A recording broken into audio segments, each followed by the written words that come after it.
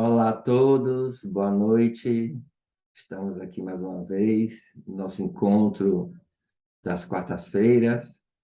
Eu me chamo Marcos Ribeiro, sou trabalhador da casa, faço parte do grupo Andara Franco e junto hoje vamos discutir, conversar um pouco sobre o tema de uma passagem do Evangelho de Marcos, né, que fala sobre a cura do cego de Betsaida.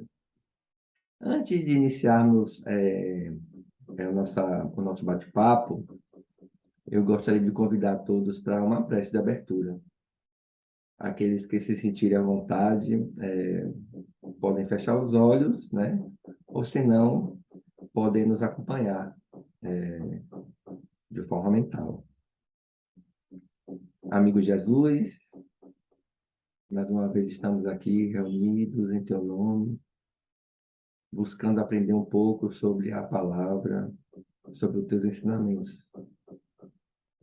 Ó Mestre, que possamos sempre estar conectados com o bem, com a espiritualidade maior. E que possamos ter uma noite de muito aproveitamento, de muito rendimento, em busca do aprender e do aperfeiçoar. Muito obrigado, Senhor. Pois bem, essa passagem é uma passagem, o tema de hoje é uma passagem do Evangelho de Marcos, né, que fala sobre a cura de um cego Betsaida, né? E é interessante esse, essa ação de Jesus na cura do cego de Betsaida, que é um pouco diferente das outras curas que ele fez, né? E, e o que é que acontece, né? Jesus chega a Betsaida, né? Uma aldeia pequena que fica no mar da Galileia, e ao chegar, trouxeram-lhe um cego e rogaram-lhe que Jesus lhe tocasse. E tomando o cego pelas mãos, Jesus o leva para fora da aldeia. É interessante, né? Ele não faz a cura ali na aldeia. E Jesus cospe nos olhos do cego, faz a imposição das mãos, né? E lhe pergunta se ele via alguma coisa. E o cego levanta os olhos e diz: Vejo os homens, pois os vejo como árvore que anda. Bom, depois disso, tomou pôr as mãos novamente nos olhos do cego e novamente ele pergunta se ele vê algo. E o cego responde, olhando firmemente para Jesus. Ficou restabelecido a sua visão e ele vê ao longe, né? E vê distintamente a todos. E aí Jesus o manda voltar para sua casa, né? Dizendo, não entre na aldeia. Interessante, né? Betsaida significa casa de pesca em hebraico, né? É uma aldeia de pescador que fica situada no Mar da Galileia, né? Alguns quilômetros de Cafarnaum. Uma aldeia pequena, de 50 a 70 casas naquela época, né? E a terra do apóstolo Pedro, Felipe, né?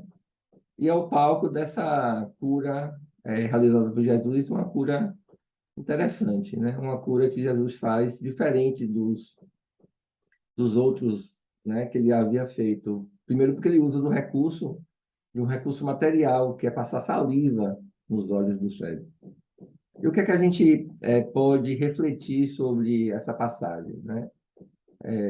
Tem bastante coisa aí embutida e que a gente pode aproveitar para o nosso contexto atual, aproveitar para entender o que Jesus quis dizer com aquele momento.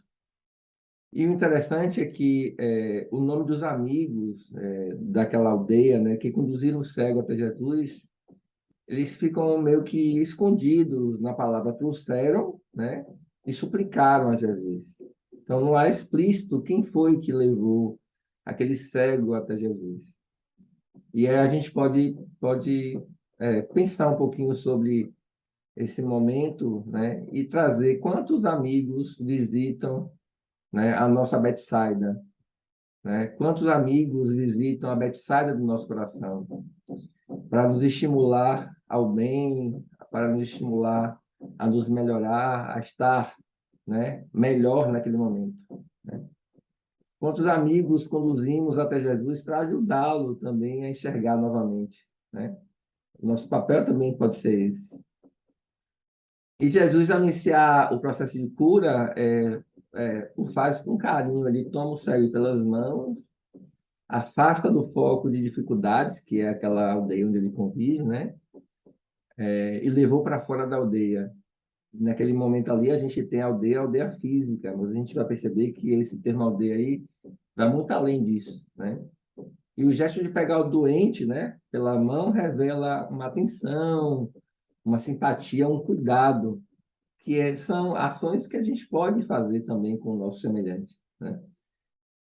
E por esse motivo, a mão de Jesus estão sempre operantes, né?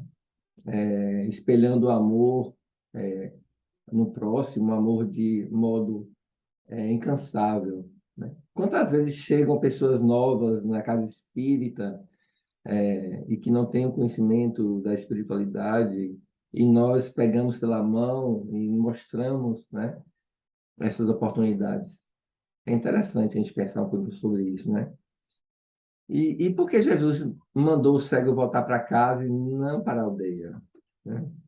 Que aldeia é essa que Jesus se refere e que ele chama, é bastante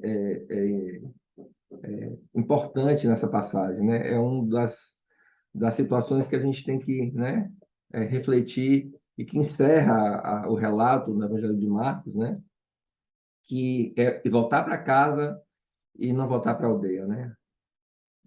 A saída da aldeia propiciada por Jesus, ela também tem outro significado, né? Rumo do bem, no serviço de Deus, dando condição ao espírito de acessar outro campo de vibração mental, né? De valores, de ideias, né? E tentar neutralizar aquele mal que está envolvido. Muitas vezes é a gente pensar qual é como está a nossa casa mental, né? Como estamos trabalhando o nosso pensamento e o que estamos levando em prática as ideias que passamos a ter ao longo da nossa existência, né? E é interessante é que Jesus utilizou do recurso terapêutico da cura daquele cego, né, em dois momentos, e ele utiliza do recurso físico, que, como eu comentei anteriormente, que é a saliva, né? Ele faz a passagem da saliva pela imposição das mãos, talvez porque ele perceba que aquele indivíduo ainda demande de um recurso material, né? Tinha a sua fé pouco operante, né? Uma baixa fé, e dessa forma ele necessitasse de algo que restabelecesse aquela fé, né? Não só a imposição das mãos seria o suficiente. Então a gente pode pensar que Jesus usou desse recurso porque era a condição espiritual daquele cego, né? Daquele indivíduo. Ele precisava de um estímulozinho, né? Para que ele passasse a operar de forma diferente, a o enxergar, né? Na figura de linguagem que o Evangelho traz. E aí a gente entende, né, que o quanto é curioso essa cura de Jesus, porque o texto diz que o cego ele viu ao longe, né? A gente pode pensar que ele ampliou a visão do cego de Betsaida, né? E por que não pensarmos, né? Qual a nossa visão do mundo enquanto pessoas encarnadas, né? Qual a nossa visão de maternidade, de paternidade, qual a nossa visão de família, né? Qual a nossa visão sobre posse material, sobre sexualidade, né? Sobre o trabalho, qual a nossa visão sobre o poder, né? Será que estamos com a visão ampliada dessas questões, né? Que valor estamos dando à forma como vemos as coisas? Interessante a gente refletir um pouquinho sobre isso, né? Será que estamos nos permitindo mergulhar na doutrina espírita para ampliar nossa visão de mundo? Ou estamos pensando e agindo na doutrina para que ela caiba na nossa aldeia, na nossa bolha mental? Será que realmente estamos colocando em prática aquilo que aprendemos da doutrina para que a gente possa ter essa visão ampliada da vida? Interessante, né? Eu acho que podemos pensar e nos perguntar o quão cego eu sou, né? Ou quão cego estamos, porque a nossa condição é de estar, né? E a gente pode deixar de ser e mudar essa condição de cego que estamos hoje. E esse relato de Jesus, né, que ele faz a cura, né, e passa a ver ao longe, né, nos permite também interpretar que as coisas têm essa visão ampliada, né, e que o conhecimento espírita, com certeza, nos permite que a gente tenha uma noção de que a vida não é essa que a gente está aqui, né? A gente pensar que enxergar ao longe nos permite também entender que o Espiritismo, né, nos traz a oportunidade de perceber que somos imortais, né? E que quando a gente passa a pensar assim, né, a nossa visão de entender que somos imortais, a gente tem essa visão ampliada. A gente passa a ver ao longe e passa a perceber que o momento em que nós estamos é um momento de passagem, é um momento de aprendizagem em que estamos exercitando oportunidades, né? Ampliando a nossa visão de mundo e de ação para o que para o que a gente almeja, que é a melhora e o crescimento espiritual. A gente pode pensar também, né, que muitas vezes criamos uma expectativa das situações em torno de nós, né, das coisas, e que estamos tendo essa expectativa tendo nós como modelo. E a gente sabe que é preciso que a gente passe a enxergar além disso, né? É preciso que a gente passe a enxergar o outro na posição que ele ocupa espiritualmente. E que essa expectativa nos permita aceitar a situação, né? E tentar melhorar da melhor forma possível o que nos cabe naquela possibilidade, né? E aceitar o outro na sua condição espiritual, né? No seu conjunto de força, né? De fraqueza, né? No seu conjunto de como ele de fato é, né? Das suas possibilidades de ajuda e também aceitar nossas possibilidades, né? Nos faz perceber os valores reais que a gente tem que buscar, né? E a gente aceitar o outro como ele nos chega, né? Não espelhando no que a gente acha que ele deve ser e tentando trabalhar isso da melhor forma possível, né? É uma forma também da gente ampliar a nossa visão. Aí a gente pode pensar, né? Vamos refletir um pouquinho. O cego volta para casa, mas não volta para a aldeia, né? Ele não era mais cego, ele não era mais de Betsaida, né? Jesus o curou, então ele não era mais cego, ele não era mais daquela aldeia. Esse é o nosso desafio, né? Não ser cego, não pertencer à nossa aldeia mental, né? A gente mora em diversos lugares, né? Moramos em Salvador, outros moram em Aracaju, em São Paulo, Feira de Santana, Lauro de Freitas, né? Paris, mas a gente não pertence àquele lugar. A gente pertence ao mundo espiritual. Nós estamos lá, nossa casa é lá, né? Mas a gente não pertence a lá. A gente pode estar lá preso à nossa aldeia, mas o nosso verdadeiro mundo, o nosso verdadeiro lugar é o universo, né? Então a gente procura buscar o aperfeiçoamento, a gente procura buscar o crescimento, a melhora, a ampliar nossa visão de mundo, porque nós buscamos almejar o mundo espiritual, que é a nossa verdadeira morada, né? E aí a gente pode pensar também, né, que a frase, né, mandou para sua casa, nos conduz a uma dupla interpretação. Que aí a gente pode trazer isso para o nosso contexto atual, né? A primeira é literal, a gente pode dizer assim, né? Está relacionado ao ambiente doméstico, né? Ao nosso lar, onde convivemos com os familiares, com os amigos próximos, né? Aquela ambiente de trabalho. Trata-se do local apropriado para que a gente possa colocar em prática a execução da nossa responsabilidade diante do mundo, né? Nossos deveres definidos pelo nosso plano reencarnatório.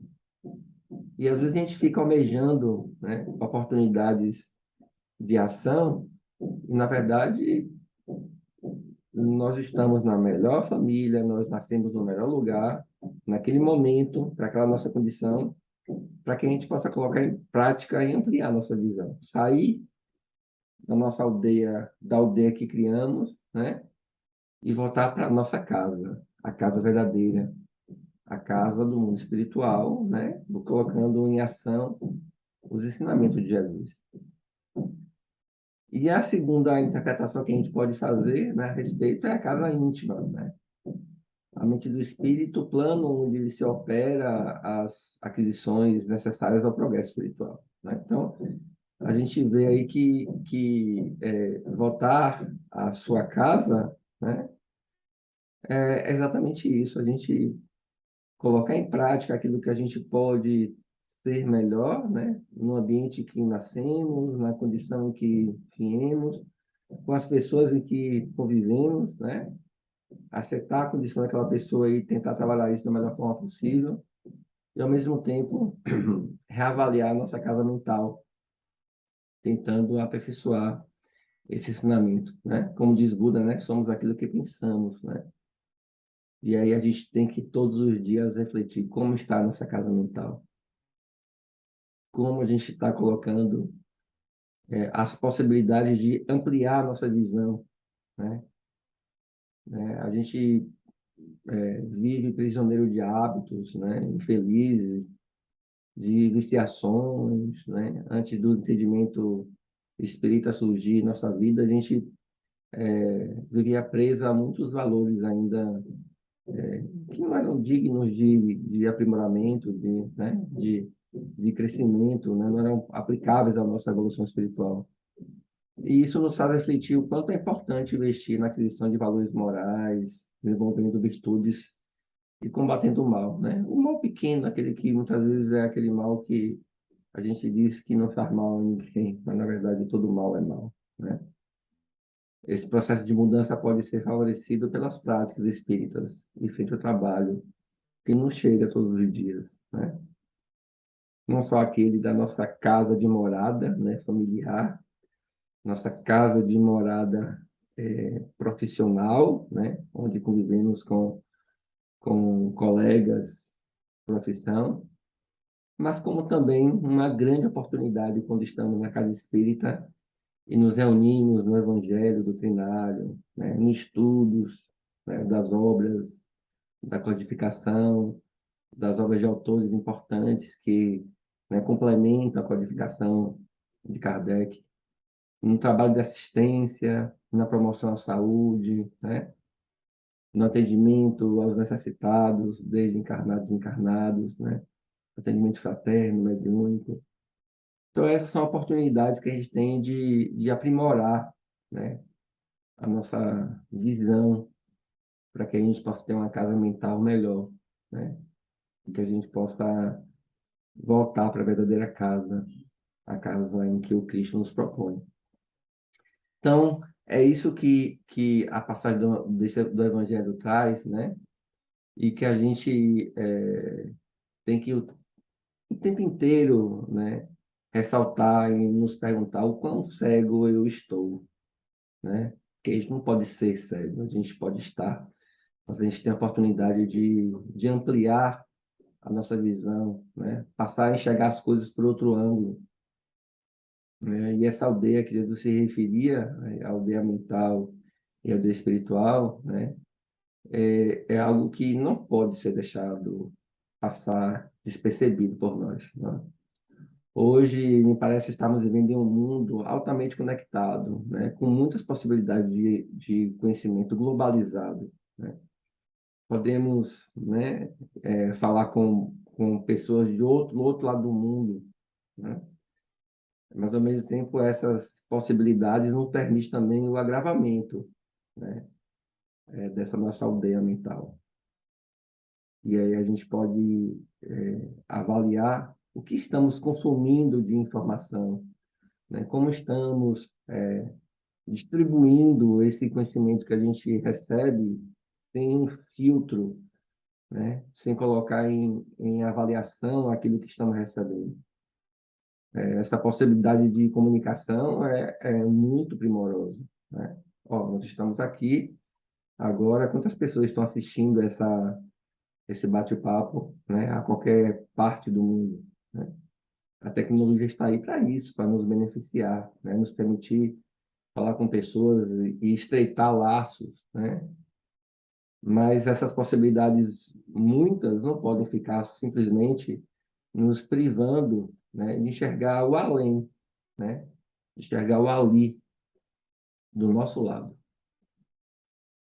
Às vezes buscamos recursos para ampliar a comunicação, né? O contato com o outro, mas muitas vezes o contato que nos permite chegar e melhorar nossa aldeia, né? E voltar à nossa casa está ali. Nasceu conosco, é nosso filho, é nossa esposa, é nosso irmão, né? É nosso amigo. E essa comunicação assertiva, trabalhada e melhorada, pode facilmente nos permitir voltar à nossa casa, né? Permitir que a gente amplie nossa visão. E aí a gente pode, né, perceber que, como Jesus disse, né, ele coloca naquela passagem, na passagem aqui do Evangelho, ficou restabelecido a visão, né? E o que é que a gente pode interpretar desse ficou estabelecido? E retornou ao equilíbrio, né? Que aquele cego que vivia naquela aldeia, deixou aquela aldeia, levado por Jesus, né? Foi curado e retornou ao equilíbrio, o equilíbrio mental, né? E mais, a gente pode também interpretar a ideia de vir ao longe distintamente, né? A Dudu traz na interpretação, né, na tradução do Novo Testamento, né, esses itens ressaltados, ele bota, né, vir ao longe distintamente. Passou a ver com clareza, né? Passou a perceber o significado de ver, né, além das aparências. Enxergar o próximo como irmão, enxergar aquele que está ali ao lado, né? Enxergar a vida sobre a ótica imortal, universal. É essa aldeia que a gente evita e deve buscar a casa universal, né? Deixar a aldeia dos maus hábitos, dos maus costumes e buscar a casa que o Cristo nos traz como uma oportunidade de aprimoramento, né? A casa que tem mil possibilidades, possibilidades extras de praticar o bem, que é essa a nossa verdadeira, né? O nosso verdadeiro instrumento para o aprimoramento da nossa aldeia mental, né? O que devemos pensar, né? Como devemos nos policiar, como devemos alimentar os nossos pensamentos, né? Seja ele em situações do dia a dia, né? Hábitos saudáveis de leitura, né? Hábitos saudáveis de filmes, né? Hábitos saudáveis de consumo de informação. Tudo isso cria um ambiente de aldeia mental que nos permite estar na nossa casa. Essa bolha que a gente às vezes cria pensando estar vivendo conectado com o momento, não nos permite enxergar, não nos permite ver ao longe. E ficamos enxergando aquilo ali que está ao nosso redor, né? aquela aldeia que a gente cria, e aí terminamos ficando os doentes, ficando igual o cego de Betsaida, né? E como ele fala, enxergar o outro como árvore, né? Como ele coloca na passagem, né? Vê algo, veja os homens andando como árvore, né? Olha o valor que ele dá ao ser humano, né? É como se fosse um ser inanimado, né? Então é importante que a gente passe a ter essa sensibilidade de enxergar ao longe, né? E aproveitar as pequenas oportunidades que nos chegam e ampliar nossa visão. Não importa se o que fizermos não foi reconhecido, não importa se a caridade dada não foi bem aplicada, né? O importante é que a gente faça, né? É importante que a gente nos permita ampliar essa visão de mundo, enxergar a nossa morada verdadeira, que é a morada espiritual, né? E a gente deve realmente dilatar a nossa visão espiritual. A gente deve buscar o conhecimento da doutrina e aplicar a doutrina espírita como ela nos ensina, né? A prática do evangelho, o amor ao próximo, para que a gente possa, né, nos melhorar, né?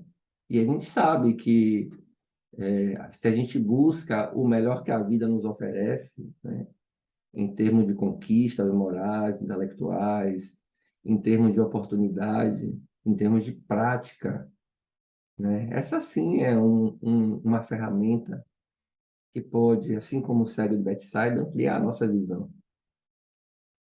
E isso está relatado em várias obras, né? A gente, até no próprio Evangelho, a gente sabe, né?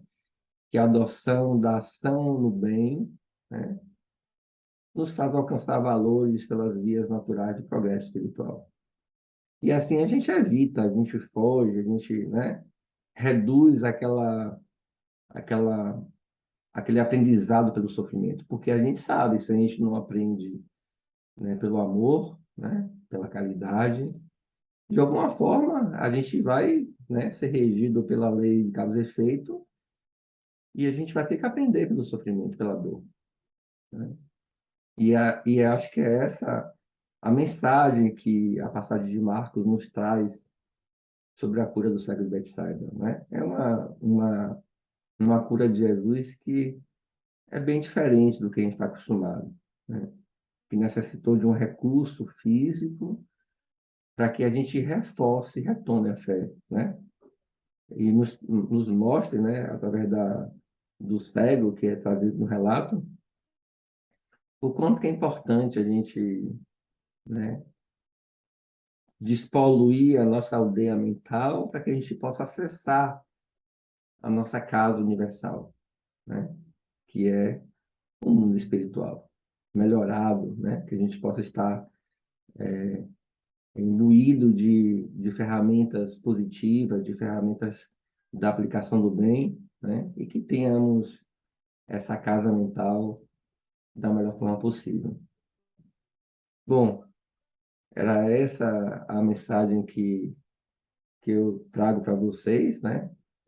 E espero que a gente possa, de fato, compreender um pouquinho, né, essa passagem do Evangelho de Marcos, né? Que fica no capítulo 8, no versículo 22 ao 26, né? É um trecho pequeno do Evangelho, mas que traz bastante reflexão, né? Nos permite, de forma bastante elucidativa, né, refletir um pouquinho sobre onde estamos, né, e o que buscamos, né? Que aldeia desejamos ter a nossa casa, né? Talvez seja essa a leitura que a gente possa fazer. Bom, chegamos ao final, né, do nosso encontro. Eu acho que a gente pode agradecer ao Mestre Jesus por essa, né, grande oportunidade de aprender, né?